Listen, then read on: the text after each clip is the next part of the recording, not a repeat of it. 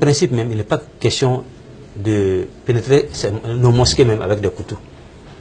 D'accord. Simples armes. Là. Il dit qu'il y a eu une journée de sensibilisation. Ce sont ces principes-là que nous avons lus pour montrer aux uns ou aux autres qu'il n'est pas question de faire entrer n'importe quelle arme, même un simple couteau. Donc dire que ces gens-là sont entrés avec des armes, c'est pas possible. Qui va prier à côté de quelqu'un qui a une arme? Qu'est-ce qu'il veut te faire? Ça ne veut pas, je ne sais pas comment les gens pensent quoi. Ça ne peut pas se faire, subhanallah. Et moi, je prie dans la mosquée là. Il n'est pas question même un simple couteau. Si on te voit avec un couteau seulement, on te fait sortir. Donc dire qu'on a vu des gens avec des armes, qui peut témoigner cela? Il n'y a pas 7 personnes là sur cette terre là. Et nous avons donné la vidéo sur surveillance. Donc il ne faut pas que vous répétez ces choses-là. Ce que la rue dit, il ne faut pas que dans les médias. C'est ça qui fait qu'il y a souvent des tensions, quoi. Les gens, les profanes là pensent, prennent ça et puis ils développent dans leur manière pour essayer d'agresser les fidèles. Voilà pourquoi nous vous posons la question, parce que nous avons donné l'éclairage. J'ai une question ici aussi à poser. Allez-y. Alors, si à la mosquée, les gens pensent qu'il y a eu des armes qu'on a...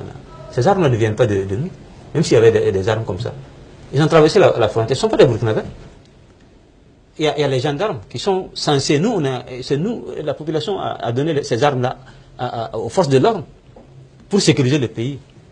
Si eux-mêmes qui sont vigilants là, alors les armes ont pu passer à leur insu pour venir pénétrer une mosquée, c'est leur faute. Ce n'est pas la faute des fidèles qui sont dans les mosquées. Et je réitère encore pour dire que non, dans la mosquée là, personne ne peut témoigner qu'il a vu une arme dans la mosquée, c'est pas possible. Et on prend note donc de cela. Moi, je vais revenir sur un autre point dont vous parliez tout à l'heure. La question, par exemple, des agressions verbales. Vous parliez de la question aussi des personnes qui sont entièrement voilées. On parle de burqa.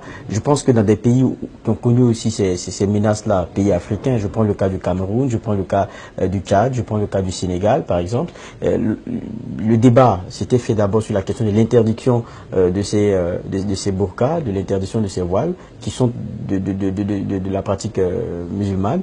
Eh bien, est-ce que c'est déjà des débats que vous sentez venir? Et puis, quel est votre positionnement par rapport à tout ça? Mais ça, c'est un faux débat. C'est un débat qui ne doit pas exister. Pourquoi s'en prendre à la religion de quelqu'un alors que nous sommes dans un pays laïque où les jeunes même descendent leurs pantalons pour qu'on regarde leurs fesses? Et c'est permis. Toute perversion est permise. Des mini-jupes qui provoquent les agressions sexuelles. De prévenir, et en termes de mesures sécuritaires. Non, en termes de mesures sécuritaires, ceux qui ont fait les attentats la portaient des pantalons. Des jeans, des pantalons jeans. C'est pas pour autant qu'on va interdire les pantalons jeans au Burkina Faso. On va faire des débats sur ça. Et les bandits qui sont dans nos quartiers et qui perturbent le sommeil et qui cambriolent les choses, portent souvent des tenues militaires. C'est pas pourtant on va interdire ces tenues militaires-là. Donc c'est un faux débat. Voilà. Et si il s'avère qu'une femme musulmane en tout cas, a porté la burqa pour faire un attentat, il faut s'en prendre à elle. On ne peut pas punir toute une communauté à cause de la faute d'un seul individu. Dans les lois même, ça ne doit pas exister. Ce n'est pas ma femme, à moi, que tu vas venir punir. Elle qui veut adorer Allah dans la plénitude. Dans ton travail ici, tu veux l'excellence, non? C'est pas ça? Évidemment. Le président du Faso veut l'excellence dans son travail. Le premier ministre veut l'excellence. Tout le monde veut l'excellence. Donc nous aussi, musulmans, il y a des étapes. Il y a des musulmans qui sont simples, qui acceptent tout dans leur vie.